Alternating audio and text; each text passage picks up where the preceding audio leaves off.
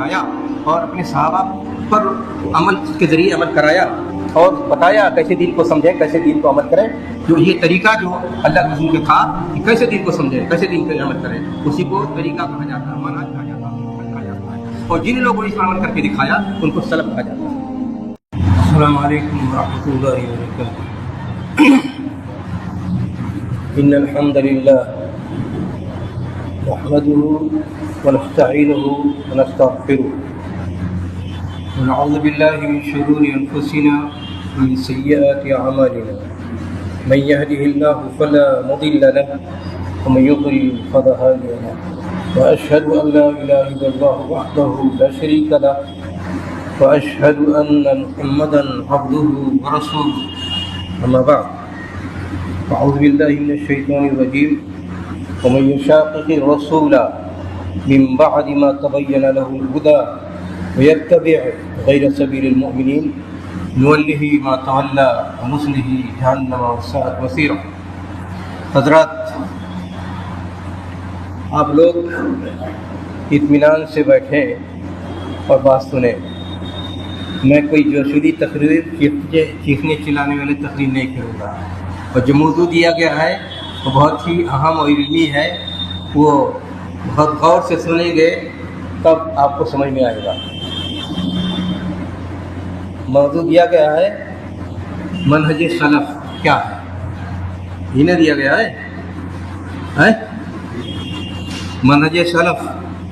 سب کے لیے تو یہ عوام کے لیے تو مسئلہ ہوگا یہ ہے کیا چیز، اسے کہتے ہیں منہج سلف. تو اس لیے اس کو سمجھنے کی ضرورت ہے. دیکھیے، رسول گرامی صلی اللہ علیہ وسلم جب دین اسلام لے کر آئے اور ساری تفصیلات بتا دی، اور اتنی تفصیلات کہ زندگی کا ہر گوشہ دین کے مطابق ہونی چاہیے اور مکمل دین کی تنفیذ ہونی چاہیے، اور ساری دنیا پر اسلام کی تعلیم پہنچنی چاہیے، اور قیامت تک یہ تعلیم مستند ہے، دوسرے کوئی تعلیم تسلیم نہیں کی جا سکتی ہے. یہ ہمارا عقیدہ ہے، ہر مسلمان کا عقیدہ ہے، اور جو یہ عقیدہ نہ رکھے وہ دین سے خارج ہو سکتا ہے. تو جب تعلیم ساری چیزیں بتا دی گئیں اور قیامت تک لیے دین موجود ہے، تو سوال یہ ہے کیا یہ دین اللہ تعالی نے حفاظت کیا تو باقی رہے گا، لیکن یہ کہ مسلمان جو اس کے ماننے والے رہیں گے، کیا نبی اکرم صلی اللہ علیہ وسلم کے زمانے سے لے کر قیامت تک ایک ہی ڈھنگ کے رہیں گے؟ ایسا ہو سکتا ہے؟ صراط مستقیم نبی اکرم صلی اللہ علیہ وسلم نے بتایا، اس کے بعد بتایا صراط مستقیم سیدھا راہ ہے، یہی اسلام کا راستہ ہے، اور آپ کے زمانے سے لے کر قیامت تک وہی صراط مستقیم چلتا رہے گا. آپ نے فرمایا اس کے دائیں بائیں خطوط کھینچے، وہ بتایا یہ خطوط ہے صراط مستقیم کے علاوہ دائیں بائیں کہاں وہاں شیطان بیٹھا رہتا ہے اور لوگوں کو اچکتا رہتا ہے. کیا سمجھا آپ نے؟ دین برحق ایک ہی رہے گا، قیامت تک رہے گا، اور اس راستے سے ہٹانے کے لیے شیطان بھرپور کوشش کرے گا. اور دین حق ایک ہے، اور جو غلط راستے ہیں وہ دسیوں بیسیوں ہزاروں ہو سکتے ہیں. سوال یہ ہے کہ جب ہر طرف شیطان اور شیطان کی فوج انسانی شکل میں یا شیطانی شکل میں موجود ہے لوگوں کو بھٹکانے کے لیے، تو کیا صراط مستقیم پر چلنا آسان ہے؟ کیا صراط مستقیم کو واضح رہنا آسان ہے؟ بتائیے. تو صراط مستقیم پر چلتے رہنا، صحیح دین کو سمجھتے رہنا، صحیح دین پر عمل کرتے رہنا قیامت تک، اسی کے لیے منہج ہے. منہج کسے کہتے ہیں؟ کہ جو نبی اکرم صلی اللہ علیہ وسلم کا طریقہ تھا دین کو سمجھنے کا اور دین پر عمل کرنے کا، اور آپ نے دین پر عمل کر کے دکھایا، صحابہ کو سمجھایا، اور پوری زندگی دین کے مطابق ڈھال دیا آپ نے، اسی کو منہج کہا جاتا ہے، طریقہ کہا جاتا ہے، اور سلف کہا جاتا ہے. صحابہ تابعین تابعین کو کہا. یہ اللہ کے رسول نے بیان فرمایا کہ خیر ان تینوں جنریشن میں آئے، اور یہ لوگ جو دین کو جیسا ہم نے سمجھا دیا ہے صحیح طور پر مکمل طور پر انہوں نے سمجھ لیا ہے. تو یہ ہے منہج سلف. سمجھا آپ؟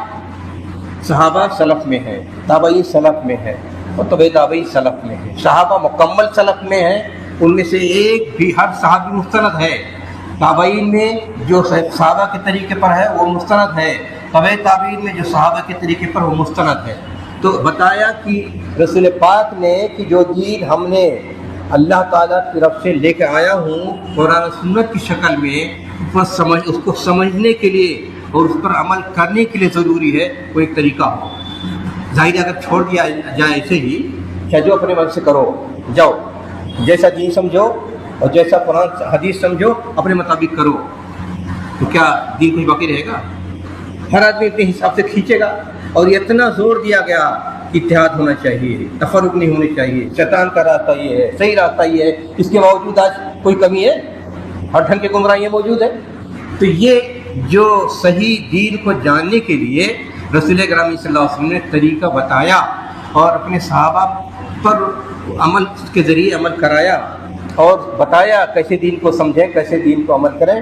جو یہ طریقہ جو اللہ کے رسول کا تھا کہ کیسے دین کو سمجھیں، کیسے دین پہ عمل کریں، اسی کو طریقہ کہا جاتا ہے، منہج کہا جاتا ہے، میتھڈ کہا جاتا ہے۔ اور جن لوگوں نے اس پر عمل کر کے دکھایا ان کو سلف کہا جاتا ہے۔ تو پہلا تو نقطہ یہ واضح ہونا چاہیے، کلیئر ہے، واضح ہے۔ دوسری بات یہ کہ رسول گرامی صلی اللہ علیہ وسلم نے بیان فرمایا کہ دین کے راستے میں قیامت تک بے شمار قسم کے ادوار آئیں گے، طریقے آئیں گے۔ حضرت حذیفہ بن الیمان رضی اللہ عنہ سے روایت ہے، آپ نے فرمایا پہلا دور خیر کا دور ہوگا، دوسرا دور شر کا دور ہوگا۔ صحابہ نے پوچھا کہ اللہ کے رسول شر کے بعد خیر بھی ہے؟ تو آپ نے کہا ہاں خیر بھی ہے، لیکن اس کے بعد شر ہوگا۔ تو حضرت حذیفہ نے پوچھا اس کے بعد خیر ہوگا؟ کہا اس کے بعد خیر بہت کم رہے گا۔ پہلا دور خیر کا، اس کے بعد اس کو سلف کہا گیا۔ دوسرا دور اہن کا، یہ دینوں میں قدرتیں بڑھتی چلی جائیں گی۔ تیسرا دور وہن کا، کمزور ہو جائے گی امت۔ اور چوتھا دور سنوات الخداع، فریب کا دور۔ تین ادوار اللہ کے رسول، چار ادوار اللہ کے نے بیان کیے۔ نبی اکرم صلی اللہ علیہ وسلم فرمایا جب سے آپ کے زمانے سے دین آیا اور قیامت تک رہے گا تو چار قسم کے ادوار رہیں گے۔ پہلا دور سلف کا، خیر کا دور ہے۔ دوسرا دور اہن کا، یعنی دینوں میں نفرتیں قدرتیں بڑھیں گی۔ اور تیسرا دور اہن کا، کمزوری کا، کمزور ہوتے چلے جائیں گے۔ اور چوتھا دور خداعات کا، دھوکے کا۔ چوتھے دور کے مطابق ہر ایک دور کے متعلق اللہ کے رسول نے بیان کر دیا ہے۔ جیسے اہن کو بتایا، کہا اہن جب آئے گا دلوں میں قدرتیں بڑھیں گی، شر پھیلے گا، تو شر کو سنبھال لے جائیں گے مسلمان پہلی مرتبہ۔ اور پھر خیر کا دور آ جائے گا، خیر کا وہ دور ختم ہوگا، پھر دوسرا جو شر کا دور آئے گا، کہا اس کے بعد کمزوری آ جائے گی۔ وہ کمزوری اتنی ہوگی اور ڈھنگ ڈھنگ کے خیالات، فتنے، فساد اٹھیں گے۔ تو کہا کون سے لوگ ہیں؟ پوچھا گیا اللہ کے رسول کون سے لوگ ہوں گے؟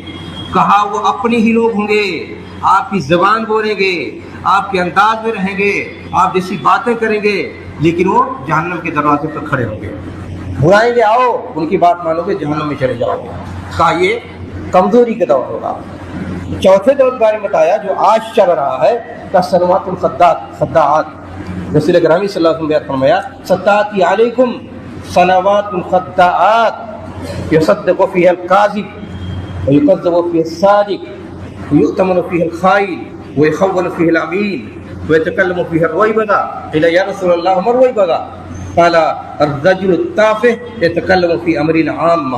کا ایک زمانہ ایسا آئے گا کہ سچے کو جھوٹا بنا دیا جائے گا، جھوٹے کو سچا بنا دیا جائے گا، خائن کو چور کو امانت دار بنا دیا جائے گا۔ تسلیم کر لیں گے لوگ اور امانت دار کو خائن بنایا جائے گا۔ اور چھوڑ بھئیے یہ تکلم فیہا الرویبضہ، نتائی کرتے پھریں گے۔ اللہ کے رسول پوچھا اللہ کے رسول رویبضہ کیا ہے؟ تو آپ نے فرمایا الرجل التافہ یتکلم فی امر عامہ، گھٹیا لوگ، بازاری لوگ لیڈر بن جائیں گے، لوگوں کی مفادات کی باتیں کریں گے۔ آج چوتھا دور ہے یہ۔ سوال یہ ہے کہ یہ سارے ادوار جس میں دین کے پر چلنے اور دین کو سمجھنے میں کمزوریاں آتی چلی جائیں گی اور خیر شر بن جائے، شر خیر بن جائے، اور دین کی باتیں کرنے والے مولوی ملا جتنے بڑے بڑے ہیں سب ایک ہی ڈھنگ بات کریں گے، لیکن جو خطرناک ہوں گے، دین ہی کی بات کریں گے، لیکن اللہ نے فرمایا اگر ان کی بات مانو گے جہنم میں چلے جاؤ گے۔ سوال یہ ہے کہ اس بگڑے ماحول میں جہاں جھوٹ ہو، کذب ہو، جہاں فراڈ ہو، جہاں جہنم میں لے جانے کے دعوی موجود ہوں، جہاں فرقہ پرستیاں ہوں، تو رسول اکرم صلی اللہ علیہ وسلم جو صحیح دین کے لے کر آئے تھے، ہم اس کو کیسے پکڑیں اور ہم کیسے بچیں اور کیسے ہم جنت میں جائیں، اسی کا نام ہے منہج سلف۔ رسول اکرم صلی اللہ علیہ وسلم فرمایا اس ڈھنگ سے بھی سمجھیے، کیا بتایا، اس ڈھنگ سے بھی سمجھیے۔ رسول اکرم صلی اللہ علیہ وسلم فرمایا کہ یہودی 71 فرقوں میں بٹ گئے، 70 جہنم میں ان کے گئے، ایک بچا۔ کہا نصارہ 72 فرقوں میں بٹ جائیں گے، 71 جہنم میں جائیں گے، ایک بچے گا۔ کہا میری امت 73 فرقوں میں بچ جائے گی اور سب جہنم میں جائیں گے، ایک بچے گا۔ رسول اکرم صلی اللہ علیہ وسلم پوچھا گیا اللہ کے رسول کون سی جماعت ہو؟ تو آپ نے فرمایا 2 چیزیں بتائیں۔ کہا یہ معنی علیہ وصحابی، کہا ہم جس طریقے پر ہیں، جس طریقے پر میرے صحابہ ہیں، اسی طرح دین کو سمجھو گے اور اسی کے مطابق دین کو عمل کرو گے، کہا تم لوگ بچ جاؤ گے۔ ناجی فرقہ ہوگا جو جنت میں جانے والا ہوگا، اس میں تم داخل ہو جاؤ گے۔ دوسری کا بیان فرمایا، کہا جب ساری خرابیاں پیدا ہو جائیں، ساری روایتیں خاص طور پر حضرت حذیفہ بن یمان کی ہیں، اس لیے وہ تمام تفصیلات پوچھا کرتے تھے، اور دوسرے صحابہ بھی روایتیں ہیں۔ تو انہوں نے پوچھا اللہ کے رسول جب اتنے فرقے ہو جائیں گے تو ہم کیسے بچیں، کیا کریں گے؟ کہا جب دیکھو کوئی مسلمانوں کی حکومت سلطنت نہ رہے، مسلمانوں کا امیر المومنین نہ رہے، مسلمانوں کی جماعت بھی نہ رہے، تو امیر المومنین نہ رہے، مسلمانوں کا سیاسی معاملہ نہ رہے، سب بکھر جائے، تو آپ نے فرمایا کہ تلزم الجماع، پہلے تو کہا تلزم الجماع امامہم، مسلمانوں کے لیے ضروری ہے جب مسلمانوں کا سیاسی سسٹم یعنی خلیفہ راشد یا کہ یہ امیر المومنین ہو جائے، تو کہا ایک آدمی کو اس سے الگ ہونے کی گنجائش نہیں ہے، اگر کوئی گنجائش نکلے ان سے اختلاف کرے گا جہنم میں جائے گا۔ دوسری بات یہ ہوئی کہ اگر یہ نہ ہو تب کیا کریں؟ تو کہا دوسری بات یہ ہے کہ جو سلف صالحین کا صحابہ و تابعین کا طریقہ تھا اس کو کہا گیا الجماع، یعنی جو صحیح دین جس پر صحابہ کرام نے عمل کیا، رسول اکرم صلی اللہ علیہ وسلم نے دین کو جس طرح سمجھایا، عمل کرایا، کہا اس پر رہنا کبھی نجات پا جاؤ گے۔ تو یہاں جماعتوں معنی میں ہوتا ہے، ایک جماعت جو سیاسی جماع ہے، یعنی مسلمانوں کا امیر المومنین چن دیا جائے تو ساری دنیا کے ایک امیر المومنین ہوگا اور سب کو اس کو ماننا ہوگا، اور جو نہیں مانے گا جہنم میں جائے گا، چاہے کوئی کتنا بڑا، حتیٰ کہ بتائے کوئی بدری صحابی ہو، اگر نہیں مانتا ہے تو بھی اپنی زندگی کا حق کھو دیتا ہے۔ تو اگر سیاسی نظام نہ ہو تو پھر یہ بتایا الجماع دوسری شکل، یعنی صحیح دین، اصول، ضابطے جو لوگ دین کے ہیں اور جو اس پر عمل کرنے والے صحیح لوگ ہیں، کہا وہ الجماع ہے، کہا ان کے ساتھ ہو۔ کہا اگر یہ بھی موجود نہ ہو تو فرمایا کہ اپنی فکر کرو، اپنے سدھار کی بات کرو۔ تو یہ جو اللہ کو اس نے بتایا کہ اتنے خلفشار ہو سکتے ہیں، سارے خلفشار میں کیا کرے مسلمان؟ ظاہر ہے ہر مسلمان کے اوپر واجب ہے جو صحیح دین اترا اسی پر عمل کرے اور جنت میں جانے کی کوشش کرے اور صحیح دین پر عمل کرے، ہر مسلمان کو واجب ہے۔ تو کیا آخر اس پورے بگڑے ہوئے ماحول میں کیا کرے؟ کس کے پیچھے بھاگے گا؟ ہر آدمی کہے گا ہم جنتی ہیں، ہر آدمی کہے گا ہم جنتی ہیں۔ آج کے دور میں بھی جماعت اسلامی والے کہیں گے ہم جنتی ہیں، دیوبندی کہیں گے ہم جنتی ہیں، بریلوی کہیں گے ہم جنتی ہیں، شیعہ کہتے ہیں ہم جنتی ہیں۔ تو وہی ہوئی بات ہوئی نا کہ جو بتایا کہ ہر آدمی جہنم کے دروازے پہ کھڑے ہوں گے اور بلائیں گے آؤ آ جاؤ، اور ان کی زبان، ان کی گفتگو، ان کے طور طریقے ایسے ہوں گے کہ آپ اگر ان کی بات مان لیں اور سمجھیں کہ یہ سچے لوگ ہیں، اچھے لوگ ہیں، اور اگر ان کی بات مان لیں تو جہنم میں لے جائیں گے۔ تو یہ ڈر بھی موجود ہے کہ غلط کار بھی ہوں، غلط دعویٰ کرنے والے بھی ہوں، اور بھیڑیے بکری کے لباس پہنے ہوئے ہوں، چین قاف ان کی ایسی ہو کہ آپ سمجھے بڑے قابل ہیں۔ کہا ہر مسلمان کو ایسی خرابیوں سے بچنا چاہیے، ہوشیار رہو ورنہ جہنم میں جاؤ گے۔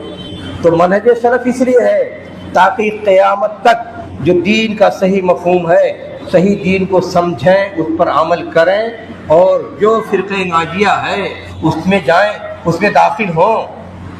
جو الجماع ہے کہ صحیح دین کو سمجھنے والا گروپ اور صحیح دین پر عمل کرنے والا گروپ، اگر اس کو پکڑیں گے تو جنت میں جائیں گے۔ تو منہج سلف کا تقاضا یہ ہے۔ دو باتیں ہوئی. آگے چلیے. منہج سلف کا مطلب یہ ہوتا ہے، چار چیزیں ہوتی ہیں. ایک تو یہ کہ صحیح دین کو سمجھایا جائے، صحیح دین کو بتایا جائے. صحیح دین کو سمجھانا اور بتانا آج کے زمانے میں آسان ہے. آپ مثال لے دیجیے، مثلا صحیح دین، ہر آدمی دین کی بات کرتا ہے. خارجیوں نے سب سے پہلے خارجی پیدا ہوئے، اور آج کے زمانے میں خارجی چل رہے ہیں. خارجی کسے کہتے ہیں؟ صحابہ سے بغاوت، رسول کرامی صلی اللہ علیہ وسلم کی تعلیمات سے بغاوت، خارجی گروپ پیدا ہوا. جہلا، جس کے بارے میں اللہ کے رسول نے بیان فرمایا، ان کی علامت کیا ہے؟ صفحاء الاحلام و احداث الاسنان. کہا کم عمر لونڈے اور کم فہم لونڈے، یا جس کو میں عام طور پر کہا کرتا ہوں پھکڑ اور نہ سمجھ قسم کے لوگ. کہا یہ دین کی دعوت کرتے پھریں گے. تو جب سب سے جو بغاوت کی سب سے پہلے حضرت عثمان رضی اللہ عنہ کے زمانے میں وہ خارجی تھے. کون لوگ تھے؟ سماج و معاشرے کے بدماش، حجت، جذباتی، نہ سمجھ، غیر معقول قسم کے لوگ تھے. انہوں نے بغاوت کی، حضرت عثمان کو شہید کر دیا. پھر اس کے بعد ایک مشن چل پڑا. پھر خارجیوں کا مشن چلا تو ان کے یہاں دو چیزیں تھیں کہ دین میں اصل چیز یہ ہے کہ حکومت قائم کرنا، اور دوسری چیز یہ ہے کہ صحابہ جتنے تھے 5-6 کو چھوڑ کر کے سب مرتد ہو گئے تھے. یہ خاریت ہوتی تھی. خارجیت آج بھی موجود ہے. آج بھی سوال یہ ہے کہ یہ دین کی دعوت دیں گے تو کہیں ان کے دین میں سچائی موجود ہے، کہیں ان کے دین میں اچھائی موجود ہے. آج کے دور میں بے شمار قسم کی خارجیت موجود ہے. وہ خارجیت ہمارے رئیسوں میں بھی چھوٹ موٹ جگہ جگہ موجود ہے. جیسے ایک یہاں ابھی 10 سال پہلے 2-3 لولے لگے اپنے کھڑے ہوئے، اور وہ کہتے ہیں ہندوستان میں کوئی عالم ہے ہی نہیں.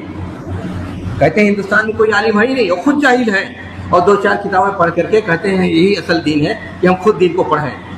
سوال یہ جب یہاں عالم نہیں ہے، جاہل ہی سب ہے، تو تم سب سے بڑے جاہل ہو، تمہیں کس نے اختیار دیا کہ لوگوں کو دین کی بات بتاؤ؟ تو یہ ان کے نزدیک صرف یہی ہے، چند دولے لگڑے. تو خارجیت موجود ہے. خارجیت جیسے جماعت اسلامی میں اخوان المسلمین میں مکمل طور پر خارجیت موجود ہے. مقصد ان کا کیا ہے؟ ان کا مقصد یہ حکومت الہیہ قائم کرنا ہے. یعنی لا الہ الا اللہ کا جو مفہوم بیان کرتے ہیں، لا الہ الا اللہ کا مفہوم یہ ہے لا معبود بحق الا اللہ، اللہ کے سوا کوئی معبود برحق نہیں. اللہ تعالیٰ کی عبادت، اس کو معبود ماننا. قرآن کریم میں 3000 آیتیں موجود ہیں جو اسی پر زور دیتی ہیں کہ اللہ کو معبود برحق مانو. اللہ کو معبود برحق ماننے کا مطلب یہ ہوتا ہے سچائی، ایمانداری، یقین، قربانی، تثبت، عزیمت، توکل، اللہ پر بھروسہ کرنا، صبر کرنا. یہ ساری چیزیں، اللہ سے ڈرنا، اللہ سے خوف امید لگانا.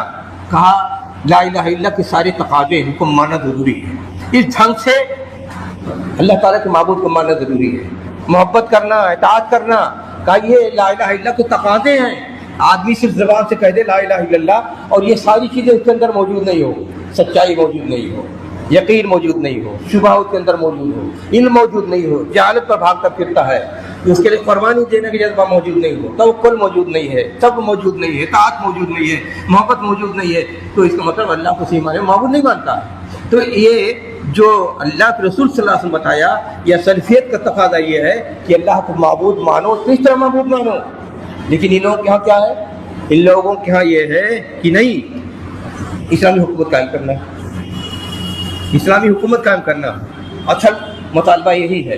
تو سوال یہ ہے کہ ہر ایک کو لا الہ الا اللہ ماننا، اس کو اللہ کی اطاعت کرنا، اللہ سے محبت رکھنا، اس سے صبر کرنا، توکل کرنا، ڈرنا، امید لگانا، علم اس کے لیے ضروری، سچائی اس کے لیے ضروری ہے، ایمانداری اس کے لیے ضروری ہے. یہ ساری چیزیں تقاضے ہیں. تو ان کے ہاں یہ ہو کہ اسلامی حکومت قائم کرنا ہے. تو ان سارے مفاہیم کا اور قرآن حدیث میں سارے جو سینکڑوں ہزاروں آیتیں دلیل ہیں اس کی پس پوری ڈال دیتے ہیں. کوئی اس کی ضرورت نہیں ہے. بس یہ ہے کہ تیار ہو جاؤ اور لڑائی کرو، حکومت قائم کرو. یہ انہوں نے لا الہ الا کا مطلب انہوں نے یہ نکالا، یعنی جو سلفی منہج کے مطابق ہے لا الہ الا کا مطلب لا معبود بحق الا اللہ، معبود برحق صرف اللہ ہے. اور کیا کہتے ہیں؟ لا حاکم الا اللہ، حاکم صرف اللہ ہے. اب اس میں فرق کتنا ہوتا ہے؟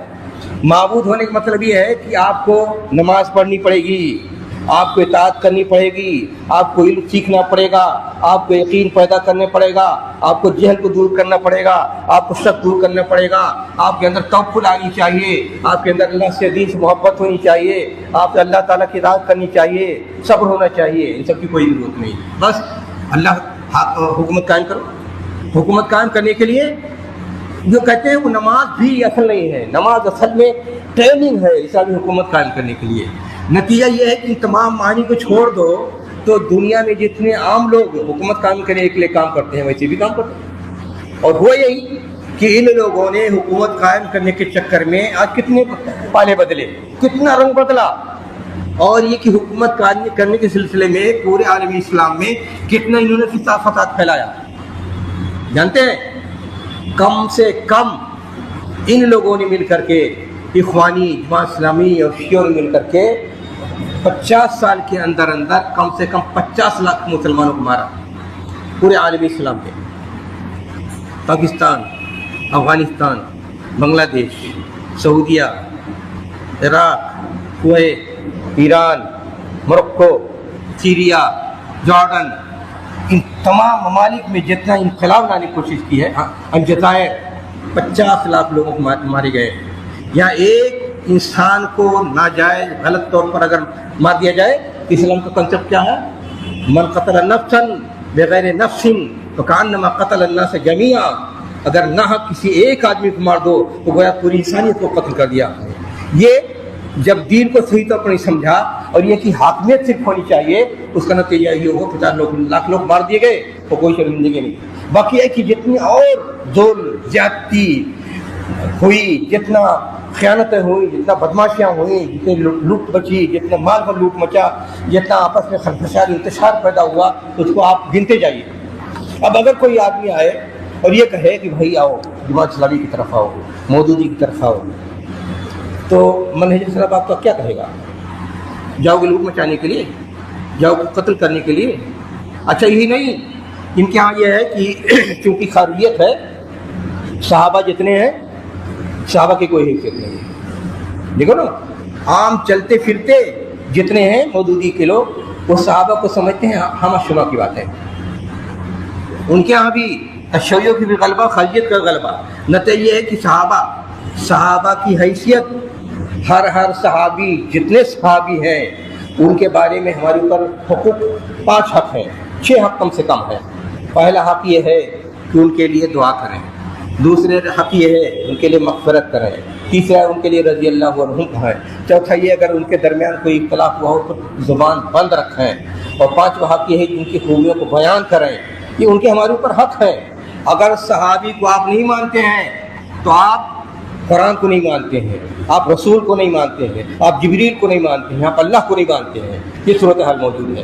لیکن صحابہ کے سلسلے میں جتنے پھکڑ قسم کے لیے جاہل موجود ہیں وہ ایسے جیسے سمجھتے ہیں عام آدمی ہیں. صحابہ کے بارے میں میری کتاب موجود ہے 1000 صفحات میں، عظمت صحابہ، سینکڑوں آیتیں اور ہزاروں حدیثیں موجود ہیں جن سے یہ طے ہوتا ہے کہ جتنے صحابہ ہیں اللہ تعالیٰ نے سب کو معاف کر دیا، ان کو سب کو معاف کر دیا، سب جنتی ہیں. اب یہ آج کے زمانے کی جن کی استنجا بھی صحیح نہیں ہے، جن کا وضو بھی صحیح نہیں ہے، جو عربی زبان بھی نہیں جانتے، نہ حدیث کو سمجھ سکتے ہیں، نہ قرآن کریم کو سمجھ سکتے ہیں، ہر آدمی چلتا پھرتا قرآن صحابہ کے بارے میں کہے، مذاق اڑائے، حضرت معاویہ پر ہر دم تان توڑے، حضرت عائشہ پہ تان توڑے، حضرت عثمان پہ تان توڑے اور دوسرے صحابہ پہ تان توڑے، تو کیا ہے؟ اگر ان سے کوئی غلطی ہوئی زندگی میں تو ان کے فضائل اتنے ہیں، ان کی قربانیاں اتنی ہیں کہ اللہ تعالیٰ ان کو معاف کر سکتا ہے. اور پھر یہ کہ صحابہ کیا سے اگر کوئی معمولی غلطی ہوتی تھی تو فوراً بےتاب کر دیتے تھے، اللہ تعالیٰ سے مغفرت طلب کرتے تھے. تو یہ صورتحال ہے. تو ان کا تو یہی دنیا میں گئے، ان کی قربانیاں حتیٰ کی کم سے کم درجے کے صحابہ کی صورتحال یہ رہتی تھی کہ ان کی عظمت قرآن کریم بیان کی گئی. سورہ توبہ میں ذکر ہے صحابہ کا، اور حدیث میں کہ 2 خواتین کا ذکر ہے، ایک جن کا ذکر ہے کہ ان سے زنا کے گناہ سرزد ہو گیا. ہے نا بڑا جرم؟ اور شادی شدہ آدمی ہو اور ثبوت ہو جائے کہ زنا کاری کی ہے उसको जिंदगी का हक खो देता है, उसको संसार कर दिया जाता है अगर सबूत और गवाह मौजूद हो। तो सवाल ये है कि जब इनसे गलती सरदद हो गई, हुई ना गलती, ज़ाहिर फरिश्ते तो ही थे, गलती सरदद हुई, लेकिन गलती सरदद होने के बाद तीनों इतने बेताब हुए, अगर ये गलती ना होती तो शायद उनका नाम भी कोई नहीं जानता। ज़ाहिर जितने सहाबा गुजरे हैं सबका नाम जानते हैं, ज़्यादा से ज़्यादा 10,000 सहाबा का रिकॉर्ड मौजूद है, तो क्या कोई रिकॉर्ड मौजूद नहीं है?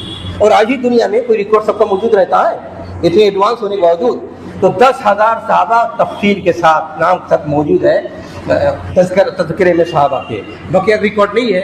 लेकिन वो तीन ऐसे हैं कि शायद अगर उनसे ये गलती ना होती तो उनको कोई नहीं जानता।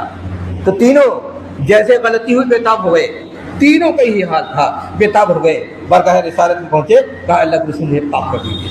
रसूल अकरम सल्लल्लाहु अलैहि वसल्लम ने कहा देखो कोई सबूत तो है नहीं, कोई गवाह मौजूद नहीं है, तन्हा गलती का मसला है जो अल्लाह से दुआ करो, अल्लाह मग़फ़िरत फरमा देगा। इसलिए कि ये साबित करने के लिए 4 गवाह ही होनी चाहिए, तब माना जाएगा, तब कोर्ट कोई एक्शन ले सकता है। तो कहा कोई गलती सबूत तो है नहीं किसी के सामने, तो जाओ तन्हाई में गलती है, अल्लाह से दुआ करो तो माफ़ हो जाओगे, वरना हम चाहते हैं दुनिया से पाक होके जाए। नतीजा ये हुआ कि उनके इसरार पर अल्लाह के रसूल ने संसार किया तीनों को। उसके बाद एक वाक़या हज़रत खालिद का, हज़रत खालिद ने एक खातून को पत्थर मारा, खून उनके जिस्म से उठा, उन पर कुछ लग गया, तो उन्होंने कुछ गलत बात कह दी। रसूल अकरम सल्लल्लाहु अलैहि वसल्लम ने उनको बुलाकर सरजनिश की, कहा जानते हो अपनी दीन अल्लाह की रिज़ा की खातिर जानते बोलते अपनी जान दे दिया, इससे ज़्यादा कोई क्या कर सकता है? कहा उनका मकाम और दर्जा जानते हो? उनको अल्लाह ताला ने बख्श दिया। दूसरे मौके पर हज़रत उमर ने कुछ कहा, नबी अकरम सल्लल्लाहु अलैहि वसल्लम ने फरमाया कि अगर इनकी तौबा को बांट दिया जाए मदीना की बस्ती में तो सबके लिए काफ़ी होगा। एक दूसरी हदीस में कहा अगर 70 लोगों पर बांट दिया जाए, कहा सबके लिए काफ़ी होगा। मदीना में कौन बसते थे? हज़रत अबू बकर थे, हज़रत उमर थे, कहा ये सबके लिए काफ़ी हो जाएगी उनकी तौबा। जबकि आप जानते हो कि दुनिया में जितने लोग पैदा किए गए हैं अंबिया को छोड़ करके हज़रत अबू बकर का मकाम सबसे बड़ा है, कहा उनके लिए इनका तौबा काफ़ी हो जाएगा, कहा इतना बड़ा मकाम है। तो ये जो सब इस तरह का गुनाह कबीरा सरदद हुआ, बेताबी हुई, अल्लाह ताला के मग़फ़िरत की तलबी हुई, बल्कि जान दे दी, तो सहाबा ये थे। और ये आज के ये कुकुरमुत्ते किस्म के लोग, कुकुरमुत्ता समझते भी हो? कुकुरमुत्ता उसको कहते हैं खलियान में जैसे ये फल वगैरह पड़ा रहता है ना, तो उसमें निकलता है जिसको मशरूम कहते हैं, तो उसको कुकुरमुत्ता कहते हैं। और तस्वीर रहता है कि कुत्ता पेशाब कर गया इसलिए निकले हैं। तो आज के ज़माने के कुकुरमुत्ते ये उनके बारे में, सहाबा के बारे में नहीं जानते। सहाबा को अगर सहाबा को पर नक़्द करें, मजरूह कर दें, तो ये जो हदीस मौजूद है देखो बाकी रहे, सहाबा को अगर मजरूह करें, कुरानी आयात उन्हीं ने तो याद किया, उन्हीं ने तो लिखा, उन्हीं से हमारे पास पहुंचा। अगर आप उनको मजरूह कर दें तो कुछ बचेगा की? इसीलिए उलमा कहते हैं कि अगर जिसने किसी सहाबी के बारे में जुर्रत की और उनको तजरीह किया तो उसने इस्लाम को तजरीह किया, रसूल को तजरीह किया, जिब्रील को तजरीह किया, अल्लाह को तजरीह किया। अल्लाह ताला जब जानता थे गलत लोग हैं क्यों उनको नबी अकरम सल्लल्लाहु अलैहि वसल्लम साथी बनाया? अल्लाह ताला जब जानता थे गलत लोग हैं क्यों जिब्रील को भेजा? अल्लाह ताला जानता थे गलत है क्यों नबी अकरम सल्लल्लाहु अलैहि वसल्लम साथी बनाया? तो कहा अगर नतीजा निकलता है कि अगर किसी सहाबी को कोई गलत बात किसी ने कहता है, आदमी तजरीह करता है, तो वो उसकी इज्जत कहाँ तक बढ़ती है? नबी अकरम सल्लल्लाहु अलैहि वसल्लम तक, दीन तक, कुरान तक, हदीस तक, जिब्रील तक, अल्लाह तक इस बात पहुँचती है। लेकिन जाहिर समझते नहीं। अगर कोई आदमी कहे आकर के कि तुम इस्लामी के मेंबर बन जाओ, तो क्या कहेंगे? साहबा को गाली देना है इसलिए आए, हदीस का इनकार करना है इसलिए आए, हुकूमत इलाहिया काम करने के नाम पर इलेक्शन में वोट लेना है और उसमें खरीद फरोख्त हो इसलिए आएंगे? यह कि दीन को भूल करके जितना दीन के मसाइल हैं, नमाज, रोज़ा, इबादत और खौफ खुदा, मोहब्बत रसूल, इताअत रसूल, ये तवक्कुल, अल्लाह से रजा, अल्लाह से खौफ, ये सब भूल के आए, तो बताओ क्या करेंगे? तो अहले हदीस होने का मतलब ये इतनी कमाल है मनहज सलफ का, इसलिए है ताकि इन तमाम मुश्किलात से आपको बचें, आप अपने दीन को महफूज रखें। अभी इस बीच में अगर कोई आए चिकनी चुपड़ी बात करें, क्या हो मौदूदी बन जाओ, तो क्या होगा? मतलब ये होगा जहन्नम के रास्ते पे ले जा रहा है आदमी, ये भी शैतान है। लेकिन हाँ जो भी आ गए शीरी कलामी, اور اس کے بعد پھر سمجھ لیا یہ بھی علامہ ہے، یہ بھی ولی ہے۔ یاد رکھو دین کے سلسلے میں یہ ہے صحیح دین کو بھی سمجھو اور دین کو دعوت دینے والے ان کو صحیح طور پر سمجھو، تب جا کر کے آپ کچھ کام کر سکتے ہیں۔ لیکن اگر دین کو سمجھ لیا اور صحیح لوگوں کو نہیں سمجھ پایا وہ بھی بیڑا غرق کر دیں گے، یا صحیح لوگ ہیں اگر دین کو صحیح نہیں سمجھ پایا تب بھی بیڑا غرق کر دیں گے۔ تو دونوں ضروری ہوتا ہے، اسی لیے اللہ نے فرمایا یا ایھا الذین آمنوا اتقوا اللہ وکونوا مع الصادقین، اے لوگو ایمان لاؤ، اللہ سے ڈرو اور سچوں کے ساتھ رہو، سچوں کی پوچھو، سچائی کو جانو اور سچے لوگوں کی پہچان ہونی چاہیے۔ لیکن جب دین کی اہمیت نہ ہو تو سارے ہر قسم کے چورکٹ، بدماش، ٹھگ، بیوقوف، بے ایمان سب آدمی گھر جائیں گے۔ چلو اور کس چکر میں رہیں گے؟ کہاں موقع ملے گا کھانے کے لیے، موقع ملے گا گھس کر کے پیسہ بنانے کے لیے، یہ تماشا ہوتا رہتا ہے۔ اور اہل حدیث میں سب سے زیادہ بیوقوف ہوتے ہیں، جس کو ہو سراغ پر چڑھا لیں گے۔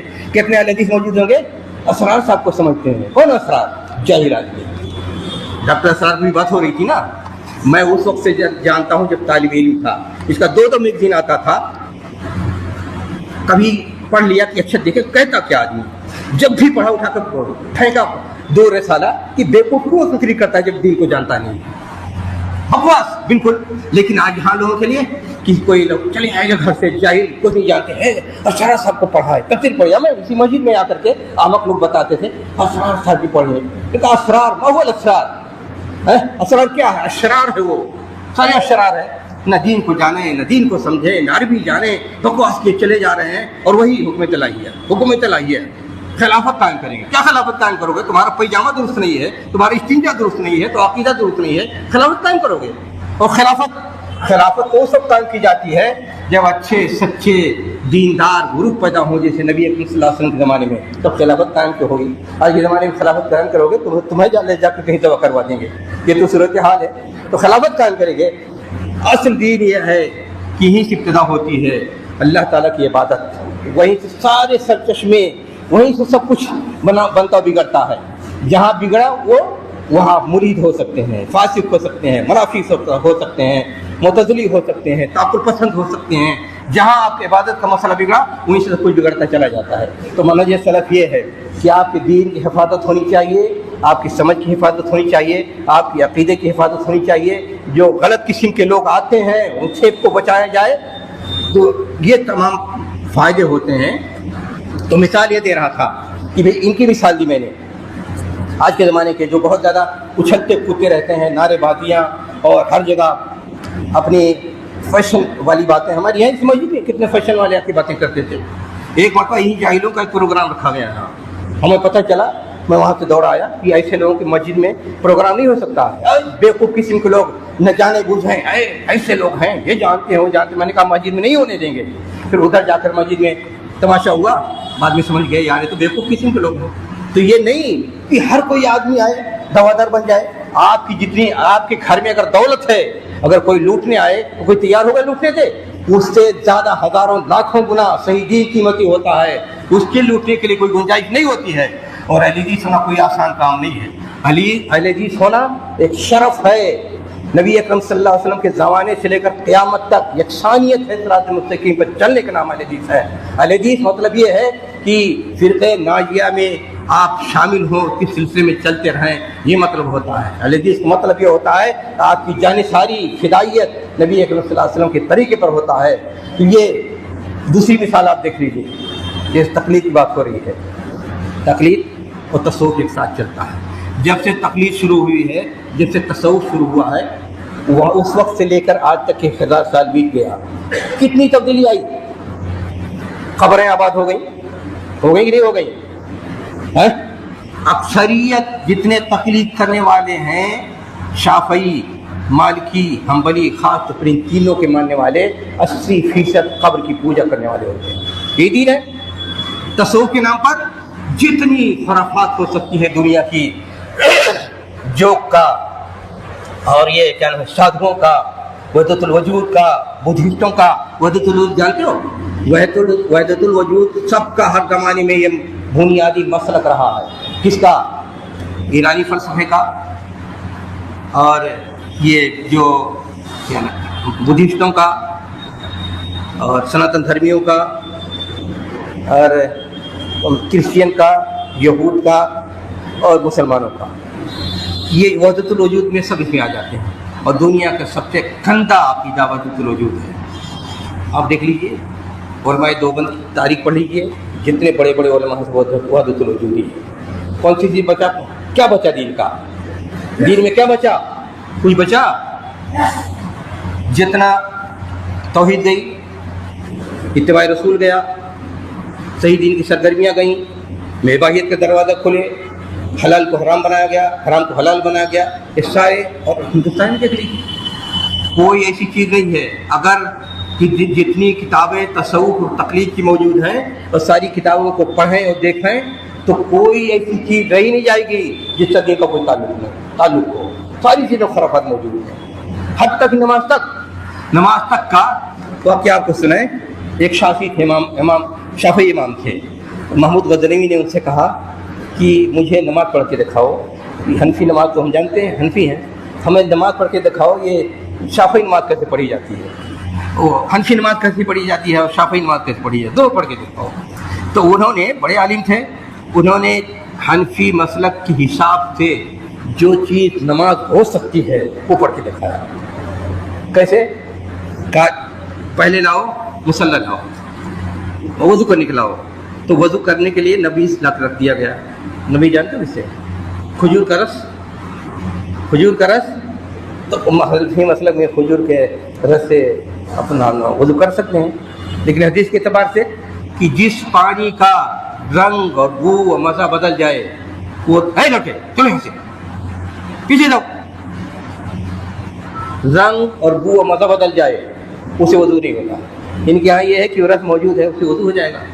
تو انہوں نے کہا دیکھو حنفی مسلک کے حساب سے اس سے وضو ہو جائے گا، جائز، وضو کر لیا۔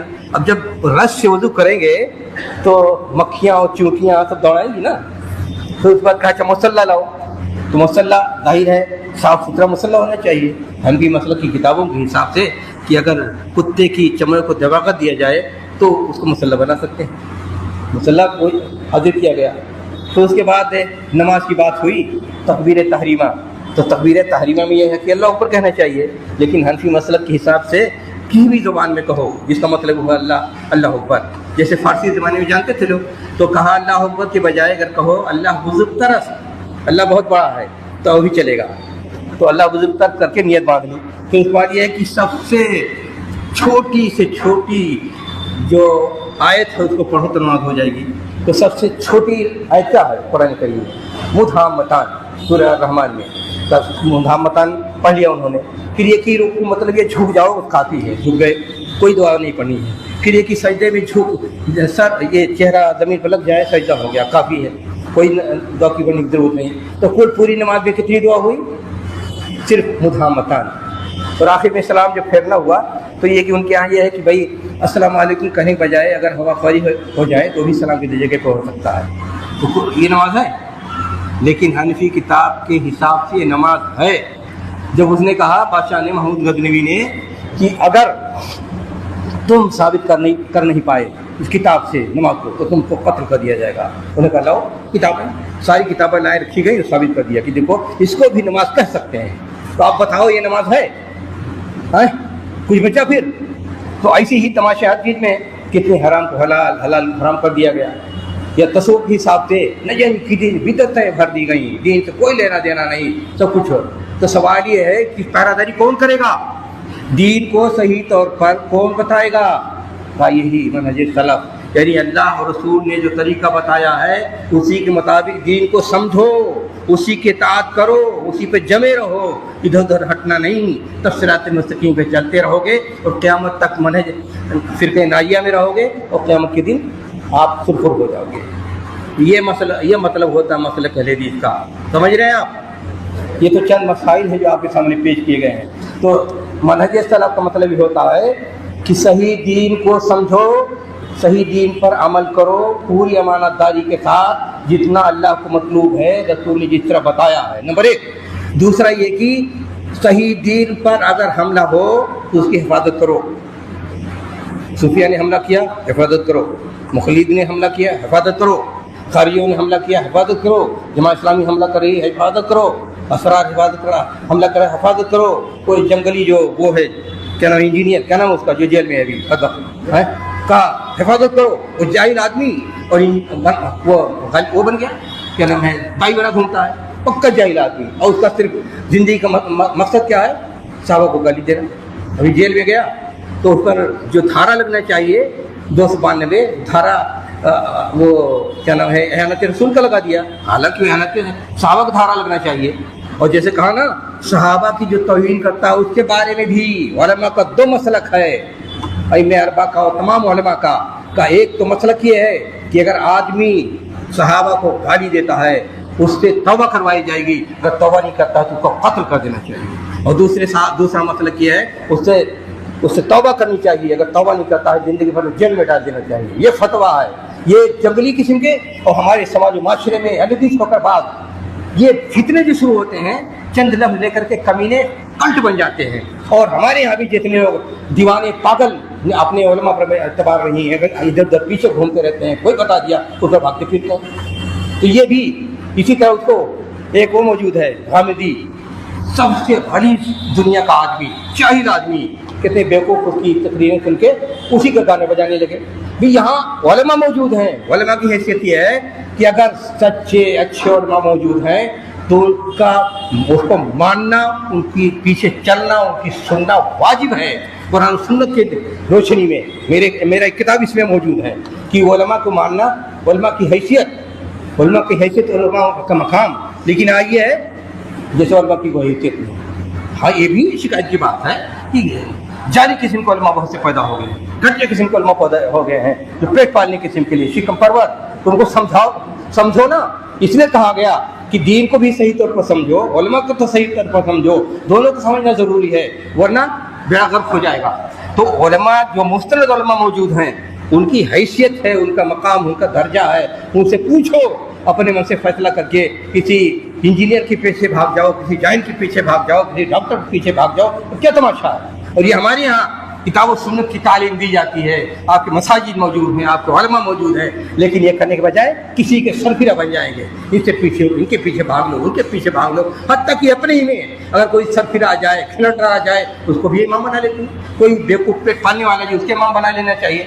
जो आज सबसे ज़्यादा जवान है, जो अली से बढ़ नहीं पाते हैं, उसकी बड़ी वजह ही है, जो भी आ जाए सरफिरा उसके इमाम बना लेते हैं। अरे भी समझो, जानो उसके अंदर कोई दम खम है, इखलास है, इल्म जानता है, समाज की क़यादत कर सकता है, लोगों को सही बात बता सकता है। जानो पूछो, कुछ नहीं, बात पसंद आया, किसी को पसंद आ गया, किसी को उसकी गाना बजाना पसंद आ गया, किसी को उसकी सुरमा पसंद आ गया, किसी को उसकी पगड़ी पसंद आ गई, किसी को उसकी मक्कारी पसंद आ गई, उसके पीछे भाग लेते हैं। नतीजा ये है कि पूरे समाज माशरे में टुकड़े हो जाते हैं, जिसको देखो उधर भागा जा रहा है, उधर भागा जा रहा है।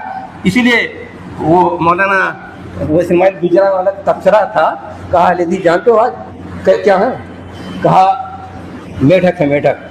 कहा अगर तौलो तो एक तरफ रखोगे, एक 10-20 मेढक, तो दूसरी तरफ कूद जाएंगे, ये तो होगा। तो मेढक बनने से काम नहीं बनेगा। और मैंने कहा नहीं, बंदर है, बंदर चराना है भाई, बंदर तो एक भी नहीं एक हाथ आएगा ना, मेढक तो हाथ भी आ जाएंगे ना, तो बंदर बनने से काम नहीं बनेगा। समझदारी, दीनदारी, शऊर, फिक्र, फहम होना चाहिए, तब जाकर बात बनती है। तो बात ये चल रही थी कि अहले हदीस होना कोई आसान नहीं है। आपके लिए अंदर अहले हदीस होने के लिए ज़रूरी है सच्ची दीनदारी हो, सच्चा फहम हो, अमानतदारी हो, फहम शऊर हो, इल्म हो, ईमानदारी हो। 6 बुनियादी ज़रूरतें होती हैं और ये कुरान और सुन्नत से साबित है कि अगर ये इवन खिलाफत जब कायम होती है या कोई भी इज्तिमाई काम हो तो उसमें 6 बुनियादी चीज़ें होती हैं, उनको मानना ज़रूरी है। सही अकीदा, सही इल्म, सही अमल, सही सोच व फिक्र और अमानतदारी और नुस्ख़ ख़ैरख़्वाही, 6 बुनियादी चीज़ें हैं। अगर ये बुनियादी चीज़ें मौजूद नहीं हैं तो आप हज़ारों लाखों करोड़ों हो जाएंगे, बिखरते रहेंगे, कुछ करोड़ नहीं पाएंगे। तो ये दीन को मनहज सलफ़ का मतलब पहले ये है कि दीन की को सही तौर पर समझो, उस पर अमल करो और सही अफराद को समझो जो इससे वाबिस्ता हों, तब उनको आगे बढ़ाओ, वरना उनको पीछे ढकेलो। अगर कोई अहले हदीस होकर आएगा है, असरार की बात सुनो, मौदूदी की बात सुनो, इखवानियों की बात करो, फलां की बात करो, फलां की बात करो, तो आपका मनहज क्या कहता है? उसको खेदो, इस लायक नहीं है वो जहन्नम के दरवाजे पर खड़ा हुआ है और आपको जहन्नम ले जाने की कोशिश कर रहा है। उसूल की बुनियाद पर बात करो। तो दूसरा, पहला منہج کا مطلب یہ ہے کہ صحیح دین کو سمجھو، اس پر عمل کرو اور سچے انسان بنو اور وفاداری کے ساتھ رہو۔ دوسرا مطلب ہوتا ہے کہ جو صحیح دین پر کسی طرف سے حملہ آور ہو، چاہے قرآن کے غلط مفہوم بتانے کی کوشش کرے، چاہے عبادت کے غلط مفہوم بتانے کی کوشش کرے، چاہے حدیث اور سنت کو مٹانے کی کوشش کرے، جو بھی اس طرح کے ہوں ان کا دفاع کرنا ہے۔ اگر سلف صالحین نے دفاع نہ کیا ہوتا تو آج دین کی صحیح شکل موجود نہ ہوتی۔ اگر قرآن کریم کو سمجھنے کے لیے سلف صالحین نے جو تفسیر، اصول تفسیر کو منضبط نہ کیا ہوتا تو آج قرآن کا صحیح سمجھ موجود نہیں ہوتا۔ اگر حدیث کے سلسلے میں محدثین نے ایک ایک لفظ کے سلسلے میں منضبط نہ کیا ہوتا ضوابط اور میزان، اور اس کو پرکھ کر کے لوگوں کو کنارے نہ لگایا ہوتا تو آج کوئی حدیث صحیح آپ کے پاس موجود نہیں ہوتی۔ اور اگر وہ سماج و معاشرے کے لیے صحیح معیار نہ بنایا ہوتا تو آج سماج و معاشرے میں کوئی اسلامی اصول و ضابطے نظر نہیں آتے۔ اگر ان لوگوں نے تقلید، تصوف، خارجیت، رافضیت، الحاد، دنیا کے جتنے فتنے تھے، اگر اس سے لڑے نہیں ہوتے تو آج صحیح دین آپ کے اندر موجود نہیں ہوتا۔ اور یہ سب موجود دین کے حفاظت کے لیے اصول اعتقاد بنائے، اصول حدیث بنائے، اصول فقہ بنائے اور اصول دعوت بنائے، دعوت و تبلیغ کے سارے اصول اس لیے بنائے تاکہ لوگ صحیح دین پر برقرار رہیں اور غلط اثرات لوگوں کے آنے نہ پائیں۔ یہ ہوتا ہے مفہوم۔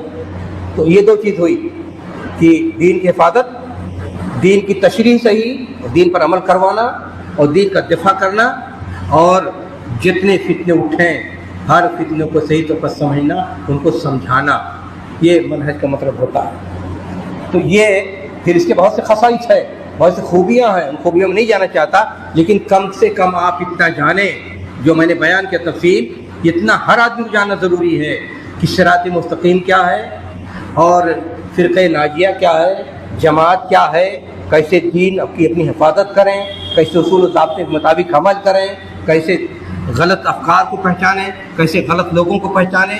یہ ساری چیزیں آپ جانیں سب کو۔ یہ بنیادی طور پر ہر آدمی سے مطالبہ ہے، ہر عام و خاص سے مطالبہ ہے، کیونکہ اس میں بہت سی چیزیں ہیں جو علماء کے لیے ہیں، عوام کی چیز نہیں ہے۔ تو اتنا بنیادی طور پر ہر ایک کو جاننا ضروری ہے۔ اچھا، اگر اس کو نہیں جانیں گے، اتنا نہیں جانیں گے تو نہ صحابہ کی حفاظت کر پائیں گے آپ، نہ قرآن کے صحیح مفہوم کی حفاظت کر پائیں گے، نہ آپ عقیدہ درست کر پائیں گے، اور نہ آپ حدیث کی حیثیت کو سمجھ پائیں گے۔ سب کچھ منتشر ہو کر رہ جائے گا۔ حدیث کی حفاظت کے لیے، عقیدے کی حفاظت کے لیے، صحیح صحابہ کی عظمت کی حفاظت کے لیے یہ بنیادی ضرورتیں، اتنا سب کو آپ کو جاننا ضروری ہے۔ صحابہ کے بارے میں فرمایا گیا کہ صحابہ کو ماننا حبہم من الایمان والاحسان، صحابہ کو ماننا ایمان ہے و احسان، یعنی سب سے اونچا درجہ جو ایمان کا ہوتا ہے۔ وبغضہم کفر طغیان، اور صحابہ سے بغض اور نفرت رکھنا کفر ہے، بغاوت ہے، نفاق ہے۔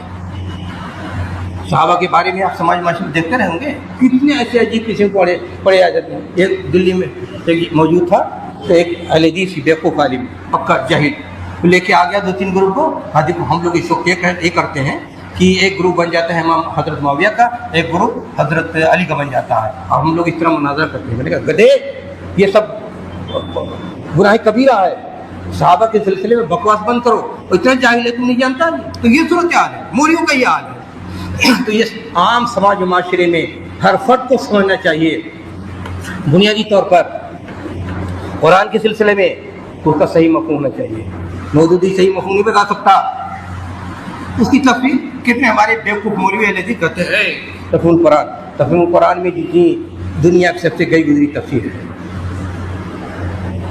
موضوعات اس میں موجود ہے، اعتزال اس میں موجود ہے، اشریت ماتریت اس میں موجود ہے، انقلاب اس میں موجود ہے، علمانیت اس میں موجود ہے، انکار حدیث اس میں موجود ہے، عظمت صحابہ کی توہین اس میں موجود ہے، یہ ساری چیزیں خرافات موجود ہیں، تعقلات بڑی منوانی اس میں موجود ہے۔ اور مولوی آ کر پڑھانے کی کوشش کرتا ہے کہ وہ تفہیم قرآن پڑھو، دنیا کا سب سے غلیظ۔ اور یہ کہ میں بھی تفسیر لکھ رہا ہوں، میں نے بھی قرآن شریف کا ترجمہ کیا ہے، ترجمہ کرتے وقت دیکھا تو ہر صفحے میں 10-5 غلطیاں موجود ہیں اس کے ترجمے میں موجود ہیں۔ اور یہاں آ کر مولوی تقریر کرتا ہے ہمارے لوگ بھی بڑے खूब सुनते हैं, बड़ा काबिल हो, इसरार करते हैं उसकी लाके यहाँ तकरीर करवाओ, हमारे मौलवी के ठहरे करवा दो ताकि सब खुश हो जाए। ये सूरत हाल बनती है। तो कोई तमाशा नहीं है दीन कि किसी बेवकूफ़ को लाकर तकरीर करवा दो। आपके इदारे भी महफूज होना चाहिए, यहाँ किसी मुनाफिक की मुदाखलत नहीं होनी चाहिए, सच्चों को यहाँ मिंबर पर उठाना चाहिए, सच्चों के यहाँ इमामत करनी चाहिए। किसी झूठे मुनाफिक शिकम परवों को यहाँ की गुंजाइश नहीं होती कि हाँ उसको जगह मिलनी चाहिए। और ये अगर ढीले हो तो तब तमाशा होता है। बहुत सी बहुत तमाशा हुआ, कितने बिगड़े कितने बर्बाद हुए। तो ये अगर सही तौर पर आप मनहज के मुताबिक, मनहज सलफ के मुताबिक, आम लोगों का मसला ये है कि अगर उसको फॉलो नहीं करेंगे तो आप हसन बयान के छोड़ करके तकरीर कुरान पढ़ना शुरू कर दोगे, असरार की असरारियत पूरा असरारियत बात पढ़ना शुरू कर दोगे, तो क्या होगा नतीजा? नतीजा होगा दीन से हाथ धो बैठोगे। तो अगर मसलब मनहज नहीं जानेंगे तो कुरान करीम का सही मफहूम माना नहीं समझ सकते हैं। अगर मनहज को नहीं जानोगे तो हदीस के सिलसिले में हर मौजूद ज़ईफ़ जितनी लोगों ने फैला रखी है, जितना सही अहादीस हैं उससे 10 गुना मौजूद ज़ईफ़ अहादीस लोगों ने मिला रखा। अगर नहीं जानेंगे मसलक को तो हर एक को पहचानना करना शुरू कर देंगे। अगर आप तकलीद को नहीं जानोगे तो कब्र परस्ती तक पहुँच जाओगे। अगर आप मनहज को नहीं जानोगे तो सहाबा की अज़मत को नहीं जानोगे। तो बुनियादी तौर पर कुरान का तहफ़्फ़ुज़, उसके माना का तहफ़्फ़ुज़, हदीस का तहफ़्फ़ुज़, उसकी सेहत का तहफ़्फ़ुज़, सहाबा का तहफ़्फ़ुज़, ये बुनियादी तौर पर हर मुसलमान के लिए ज़रूरी है। और मनहज सलफ़ यही कहता है कि इन तमाम चीज़ों को जानने की कोशिश करो। तो ये आवाम के जो ज़रूरत है जितनी वो वाजिब है जानना, उसको उतना मैंने बताया कि देखो पूरी तारीख़ क़यामत तक जो है आपको हर मुसलमान को जो जज्बा है सही दीन पर, उस सिरात मुस्तकीम पर चलना है। और कैसे चल सकते हैं? जब मनहज सलफ़ को अपनाएंगे। और हर ज़माने में जितनी बिदअत और ख़ुराफात मौजूद हैं वो पैदा होंगे तो उससे बच सकेंगे। तो फ़िरक़े नाजिया में दाखिल होना, सिरात मुस्तकीम पर मुस्तक़िल चलते रहना, और तमाम जो बुनियादी चीज़ें हैं उसको सही तौर पर उसको जानना, समझना, अक़ीदा रखना, इस हिसाब इसलिए ज़रूरी है कि हम मनहज सलफ़ को अपनाने की कोशिश करें। बस ना काफ़ी है? ये उम्मीद करता हूँ कि आज तमाम लोग इसको समझ गए होंगे। समझा कि नहीं समझा? बोलिए। तो ये आप जानें कि मसलक अहले हदीस को मानना ये इसको कहते हैं, और इतना बुनियादी पर जानना ज़रूरी है। सिर्फ ये नहीं कि बता दिया बस सामने फ़दैल है और चल हमारी पहचान है, उतना नहीं है। इस ढंग से मसलक अहले हदीस समझने की कोशिश करो कि पूरी नबी अकरम सल्लल्लाहु अलैहि वसल्लम के दौर से क़यामत तक जो सही है उस रास्ते पर चलना है।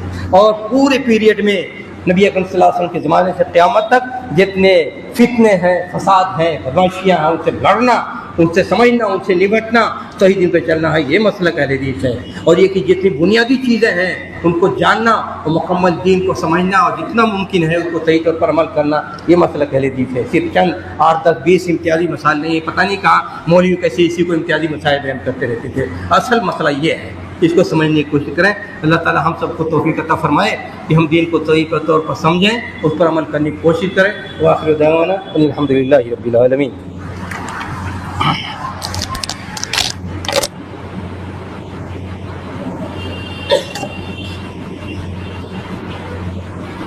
जज़ा आपके सामने अभी शेख मोहतरम सहदुल मुमतना में आपको समझा रहे थे कि मनहज सलफ़ की बुनियादी जो उसूल ज़वाबित है। उम्मीद है कि हम तमाम लोग इससे इस्तेफ़ादा किया होगा, गौर सुना होगा और इंशाअल्लाह उस पर अमल करने का इरादा भी किया होगा। हज़रात शेख ने जो बताई बुनियादी तौर पर कि मनहज सलफ़ जो है मसलक अहले हदीस सिर्फ चंद मसाइल का नाम नहीं है कि आमीन कह लिया आपने, रफ़ादैन कर लिया, सीने पे हाथ बांध लिया, रकअत तरावी पढ़नी, पैर से पहले डाल लिया, ये तो चंद मसाइल का नाम है। बल्कि मनहज सलफ़ एक पूरा मुकम्मल सिस्टम, ज़ाब्ता और निज़ाम हयात है कि जिस पर एक अहले हदीस का, एक सलफ़ी का चलना वाजिब और ज़रूरी है। कि जिस तरह हम जो, जैसा कि एक मिसाल के तौर पर कि हम लोगों के दौर में एक नोटबंदी आई, तो नोटबंदी में ऐलान हो गया कि हर नोट आपको जमाना है, तो आपने अपनी रकम बचाने के लिए कितनी बार की कोशिश की। ठीक इसी तरह आज के दौर में जो फितने आ रहे हैं, जो दीन के नाम पर, मनहज के नाम पर, किताब और सुन्नत के नाम पर और कुरान और हदीस के नाम पर आपको फैलाए जा रहे हैं, तो आपको उससे ज़्यादा ज़रूरी है आपका ये जानना कि आप अपने अक़ीदे को, अपने उसूल को, अपने ज़ाब्ते को, अपने मनहज को, अपने रास्ते को اور اپنے اس عقیدے کو بچائے رکھیں اور اللہ تعالیٰ ہم تمام لوگوں کی اس سے حفاظت فرمائے۔ بہرکیف شیخ کے بعد ضرورت نہیں تھی چراغ سورج کو چراغ دکھانے کے معنی میں کہ شیخ کی گفتگو کے بعد میرا کچھ گفتگو کرنا، میں نے ایک چھوٹی چیز آپ کے سامنے بیان کر دی۔ بہرکیف ہم اپنے پروگرام کا اسی کے ساتھ اختتام کا اعلان کرتے ہیں۔ آپ تمام حضرات کا بہت شکریہ۔ اگر اس پروگرام کے حوالے سے آپ کے ذہن میں کوئی سوال ہے اور کوئی چیز آ رہی ہے تو آپ پوچھ سکتے ہیں، براہ راست پوچھ سکتے ہیں، لکھ کر پوچھ سکتے ہیں، یا اگر کسی کے ذہن میں بعد میں بھی آئے تو ہم سے رابطہ کر کے پوچھ سکتے ہیں۔ انشاءاللہ آپ کو تسلی بخشی جواب ملے گا۔